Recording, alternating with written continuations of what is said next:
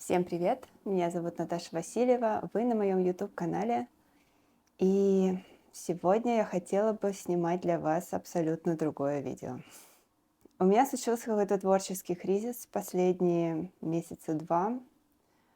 И так как я уже, наверное, больше месяца, у меня лежит готовый сценарий, и я собиралась для вас снимать видео, но этого не делала, я поняла, что так может продолжаться бесконечно, и поэтому я хотела записать вот такой честный, откровенный разговор о том, что со мной происходит, о том, как я себя чувствую, и о том, что происходит в США в данный момент. Вы знаете, в декабре прошлого года, 2024, я вернулась из отпуска, я ездила встречаться с родителями в Турцию, и у меня еще оставалось там, не знаю, где-то неделька, когда я уже вернулась сюда, отпускная. И я прям в тот момент очень загорелась, экспериментировала с форматами и наснимала за ту неделю, ну так, очень прилично. Мне кажется, видео 5 я сняла за неделю, таких более коротких, более информативных, где меньше бла-бла, больше каких-то практических советов, ну, сжатая конкретная информация. Это новый для меня формат, но у меня была прям очень большая мотивация, мне было интересно. И, собственно, я наснимала эти видео, я написала еще какое-то количество сценариев, тоже продолжала их какое-то время снимать после этого. Но с момента прихода Трампа к власти, с 20 января в США начался такой пиздец, который все еще продолжается, ускоряется. И, если честно, я как-то немножко обалдела от того, а вообще, что я делаю? Нужно ли кому-то то, что я делаю? И знаете, например, у меня было видео про 4 основных признака, как выбрать место для жизни в Америке. И я его уже выложила, наверное, в январе, мне кажется, да, после того, как Трамп пришел к власти. И видео классное, мне оно нравится. Мне кажется, что это как бы крутые полезные советы. Но кто-то в комментариях под этим видео написал мне, для кого вообще предназначено это видео. Иммиграция в США сейчас практически закрыта. Вы знаете, и это очень резонирует с тем, что я сама думаю. И я смотрю на этот комментарий и думаю, и для кого, правда, это видео? Ну, человеку я тому ответила, что это видео может быть предназначено для тех, кто уже в стране, да, и люди переезжают, люди выбирают место. Например, людям может не нравиться, где они живут сейчас, и они хотят переосмыслить этот выбор. Но верю ли я в это? Да, однозначно. Я думаю, что есть люди, которым мое видео сейчас может быть полезно, но много ли таких людей? Вряд ли, вряд ли. Кринж.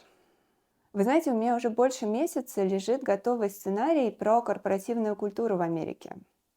Несколько таких значительных вещей, которые отличают Америку от других стран, да, и включая мой собственный опыт работы в Амазоне, и включая статистические данные. И классное видео. Я недавно перечитывала этот сценарий, подумала, что, блин, крутой сценарий. Я действительно собрала довольно много данных, проанализировала, сделала все это сжато и прочее. Но я просто не могу это снимать, честно. То есть я думаю, что этот сценарий все еще соответствует действительности. То есть я верю в то, что там написано, да. Но долго ли это будет продолжаться? Есть ли вероятность, что просто в ближайшие, я не знаю, месяцы, годы все изменится кардинально, и корпоративная культура изменится до неузнаваемости? Вполне возможно. И поэтому кринж. Я хочу снять это видео, но не могу. Я не знаю, у меня какой-то внутренний стоп. И почему мне кажется, что корпоративная культура в Америке может очень сильно поменяться? Я не говорю, что это точно случится. Я просто допускаю такую вероятность. Мне кажется, что она меньше 50%, ну, что это прям произойдет в ближайшее время. Но я думаю, что она вполне себе значительная. Ну, то есть в моей голове это где-то 20-30%, что все очень сильно изменится.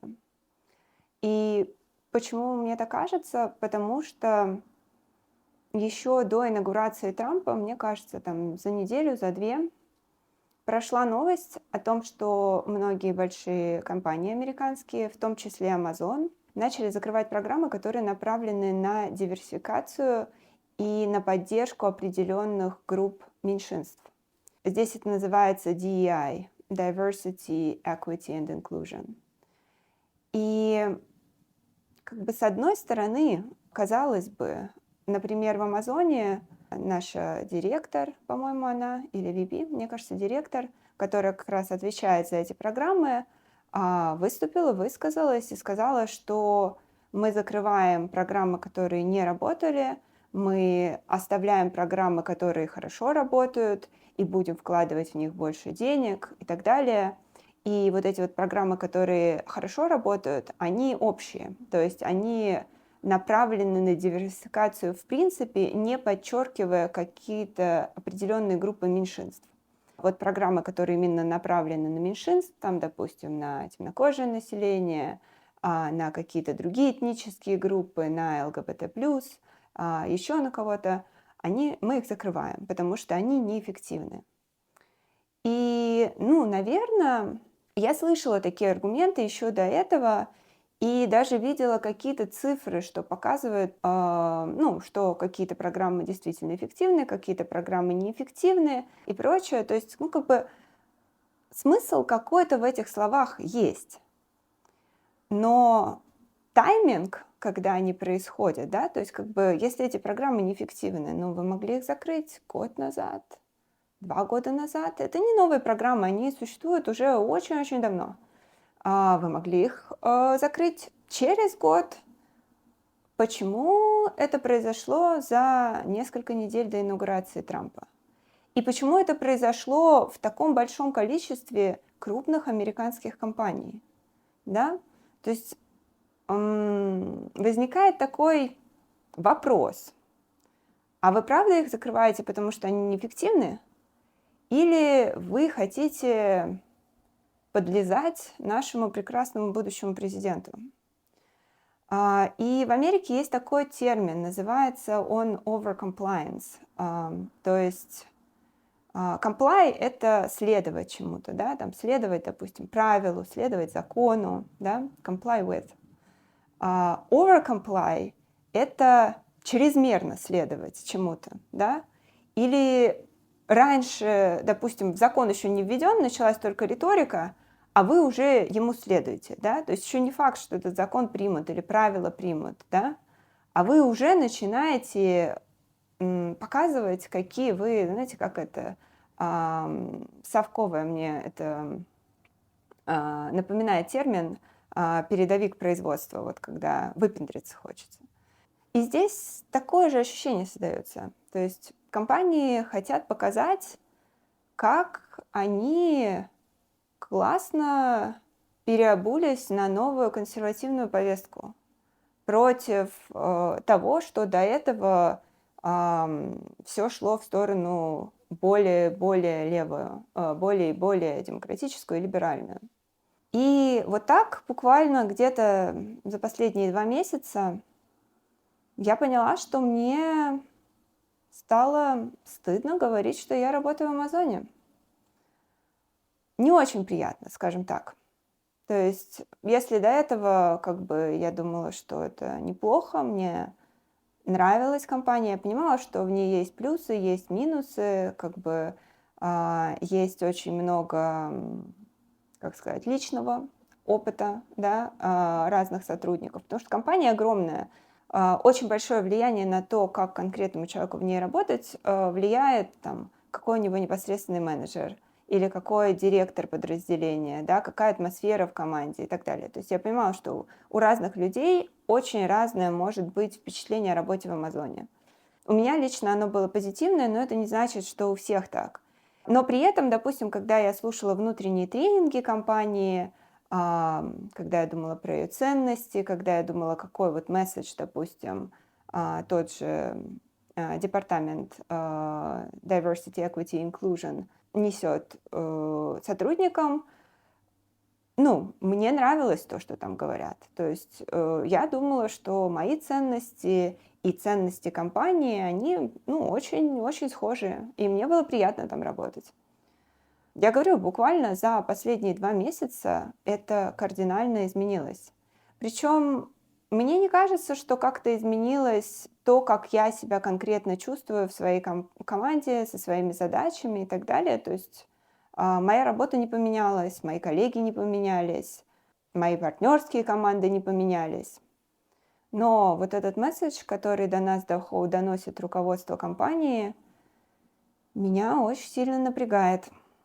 И вы знаете, такой курьезный момент был. Я сейчас хожу на встречи группы, которая называется West Seattle Indivisible. Indivisible — это такая большая оппозиционная организация по всей Америке. Ну, то есть это такая франшиза. Под крылом этой франшизы открываются маленькие локальные организации, да, ну, как бы, по сути, политические, оппозиционные. И вот, собственно, в моем районе буквально в декабре организовалась такая группа, и открыли ее 2 женщины, и сейчас уже там больше 100 человек. То есть, мне кажется, на последней встрече было около 150 человек. Они уже не могут найти себе даже место, достаточно большое помещение, чтобы всех вместить вот на встрече. И, собственно, на предпоследней встрече в Seattle Indivisible они обсуждали то, что на Амазоне продают то, что называется ICE Jacket. ICE — это государственная структура. Она называется Immigration and Customs Enforcement. И это люди, ну, помимо всего прочего, у них много других задач, но это люди, которые проводят рейды на иммигрантов. Да? То есть Трамп объявил, что будут массовые депортации. И вот практически там в первые недели его правления, в конце января, начались рейды в больших демократических городах, когда ловили иммигрантов нелегальных. Но на самом деле понятие нелегального иммигранта, да, юридическое, оно очень четкое. Да? Это человек, который не имеет никакого легального иммиграционного статуса и не состоит в подаче. Да? Допустим, там, люди подают документы на политическое убежище и находятся в ожидании суда, да? Как бы у них нет легального статуса, но у них есть статус ожидания суда, поэтому они не нелегалы. Да? Но это с точки зрения юридической. С точки зрения Трампа никто не понимает, кто такой нелегал. То есть с точки зрения Трампа это понятие очень сильно расширяется. Вот. И, собственно, да, эти офицеры ICE, они, помимо всего прочего, устраивают рейды иммигрантов, в первую очередь на нелегальных, но на самом деле ходят слухи о том, что происходит это как пойдет. Вот. И, собственно, на встрече обсуждалось, что на Амазоне продавались точные копии их жилетов, курток, в которых они ходят. И в Твиттере, по-моему, или в ТикТоке, я прикреплю ссылочку, было видео о том, как человек стоит вот в этом жилете ICE, к нему подходит репортер и спрашивает его, является он действительно офицером ICE. Он говорит, нет, я не являюсь офицером ICE. Он его спрашивает, а почему вы надели эту куртку? Это, знаете, как это? Патрик, что ты здесь делаешь? Зачем ты надел кепку? Не знаю. И он говорит, ну, это прикол. Здесь, вот в этом месте, где мы находимся, здесь тусуется довольно много иммигрантов, и я надеваю этот жилет и прихожу сюда вот, типа, их патрулить. Пранк такой. Это нелегально, это преступление. То есть в США есть закон против того, это называется impersonate officer, да? То есть представляться, как будто ты являешься офицером, когда ты им не являешься. Ну и да, собственно, возвращаясь к встрече West Seattle Indivisible, организаторы там говорили о том, что мы можем сделать, чтобы заставить Amazon убрать это с площадки. Ну и как бы люди начали говорить о том, что там надо писать отзывы, там нужно завалить их этими жалобами и прочее, прочее. И тут как бы я понимаю, что я работаю в Амазоне, и в принципе я могу найти человека, который именно за это отвечает. То есть я сама этим не занимаюсь, но на самом деле это очень близко к тому, что я делаю. Да? То есть я занимаюсь ошибками в амазоновском каталоге, мне кажется, рассказывала в каком-то из видео. И я поднимаю руку, я говорю, я работаю в Амазоне, и я постараюсь этот вопрос решить внутри. То есть я постараюсь найти человека, который за это отвечает, чтобы эти жакеты оттуда убрать. И в тот момент, когда я встаю это и говорю на встрече, я вижу, что просто на меня поворачивается огромное количество людей из этого зала. И все эти люди ненавидят Amazon, а я в нем работаю. И с одной стороны, я понимаю, что тот факт, что я работаю в Амазоне, действительно позволяет мне решить более эффективно этот вопрос, и мы его решили. То есть курток этих там больше нет. Там до сих пор есть кепки с надписью ICE, там до сих пор есть майки с надписью ICE, но это не одежда, которая такая же, как у офицеров. Да, то есть это именно просто как это. Майка для любителей ICE, для тех, кто очень поддерживает все их начинания. И я пытаюсь сейчас разобраться с нашей legal team, чтобы найти какой-то способ и это убрать с Амазона, но, по крайней мере, да, вот точные копии, они больше на Амазоне не продаются. Но я говорю, я стою на этой встрече, и я вижу, что люди смотрят на меня немножко с недоумением, потому что, как бы, с одной стороны, они все ненавидят Amazon, с другой стороны, в моих словах есть смысл, ну, и как бы они видят, что я нахожусь на этой встрече, да, то есть я их поддерживаю. На этом все. Спасибо большое за внимание. Увидимся в следующих видео. Пока.